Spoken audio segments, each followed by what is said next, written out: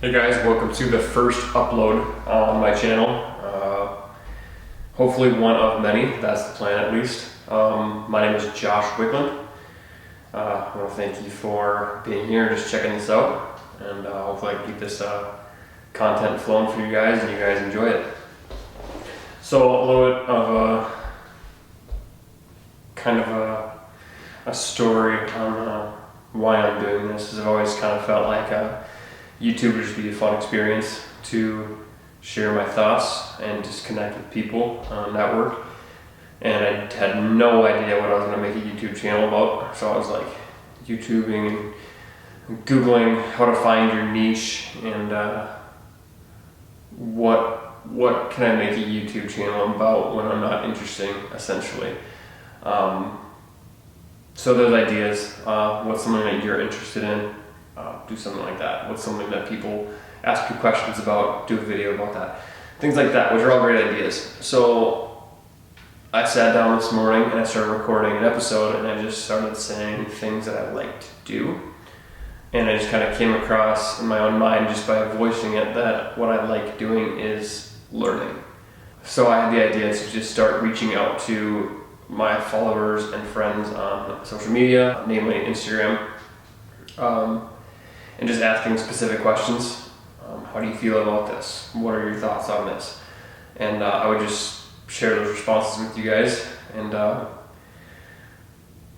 hopefully you guys appreciate that and can learn from that and extract wisdom from the replies that I get back. The premise for this is basically people will sit down with an interview, like for an interview, somebody will interview a person and extract as much wisdom as they can from that one person. But the issue with that, the con I see in that is you get one viewpoint, and people already like to stick to the one viewpoint they have without kind of venturing into new ideas. And that's something that's been important to me lately, is just at least not be ultra focused over here and at least look at ideas that come from this side as well and take those in and really be able to evaluate those two and then come to a conclusion on what you believe, because I do believe it is important to be firm on what you believe as well. Not that all of these will be super controversial, but hopefully help you and myself to either just help with our kind of self-development questions, whether they're related with health and fitness or finances or just book recommendations, things like that are kind of the ideas that come into my head. So today, the first question I asked was, how has health and fitness or lifting changed your life for the better? And I got a few replies that I'd like to share with you about that. And the first reply I got was, it added character. Lifting's allowed me to gain self-discipline and motivation in other areas of life. I've received more confidence. I've been able to see lifting as a metaphor for life. There will be challenges and days you won't want to work out, but you need to hold yourself accountable. There's 3 answers I'm going to share with you guys, and they all kind of fit the fact that lifting or fitness in general is a metaphor for life. One thing that really stood out to me in this is that this person has developed more confidence through lifting, and I think that it goes without saying that once you start to look better or you see results, you obviously will get more confident in the way you look, but I think it goes deeper than that. It's confidence in the knowing that you had the ability to do this hard thing consistently, so now you deserve to be confident. I think a lot of people think that people just naturally should be confident, and a lot of people are wondering why they're not and why they're so self-conscious about themselves. And I think the majority of the time it's because those people aren't doing enough. And I think that's counterculture to say, because everyone likes to just tell everyone they are equally valuable, but you are as valuable as the value you give to someone else or to yourself. So lifting, if you put in everything you have, you will get that in return and you'll see it. And I think that's a perfect metaphor for life, is that however much you put into this life, you will see come back to you. And I think that's really important to understand. The answer I received was that this person has learned that it takes putting yourself through something very difficult or uncomfortable to improve yourself. So that kind of goes back to the same thing where you must put yourself through these to get here. You have to go through step 1, 2, and 3 before you can get to step 4. You can't just jump from step 1 to step 4. That's just not the way it works. And if it does work, you'll end up backsliding back into it because you haven't learned the habits to be able to sustain yourself at step 4 or 5 if you haven't completed those steps. You can picture somebody winning the lottery. They just jump straight ahead to step 10. And then those people almost always lose all of that money because they did not learn how to accumulate that money. It just essentially fell into their laps.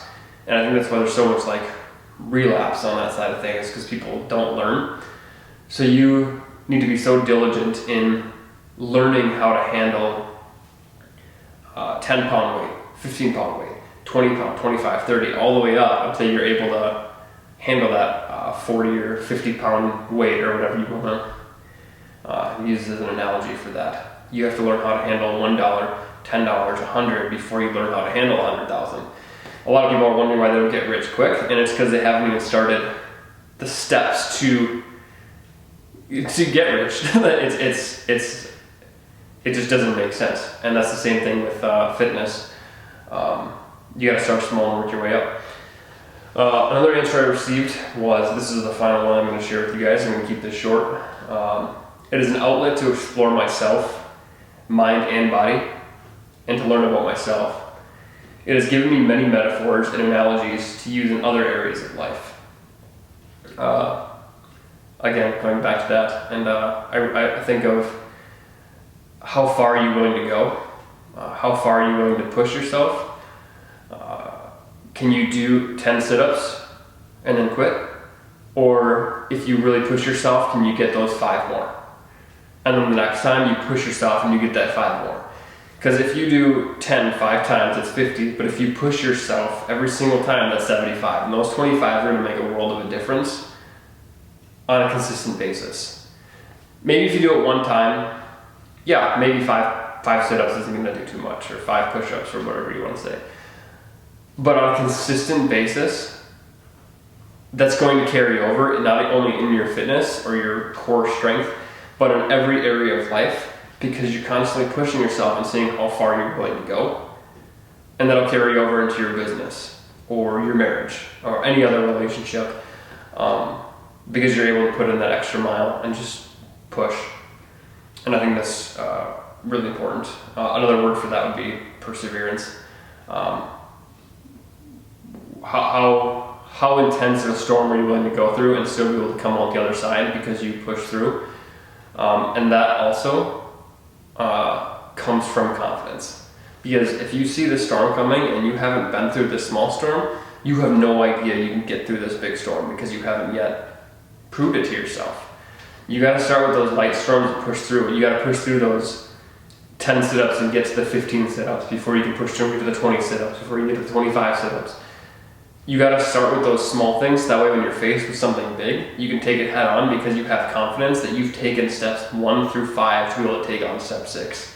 Physical fitness isn't the only way to get there, clearly, but it's with these minimal responses that I received, it's clear how important it can be and how much of a benefit you can receive from it.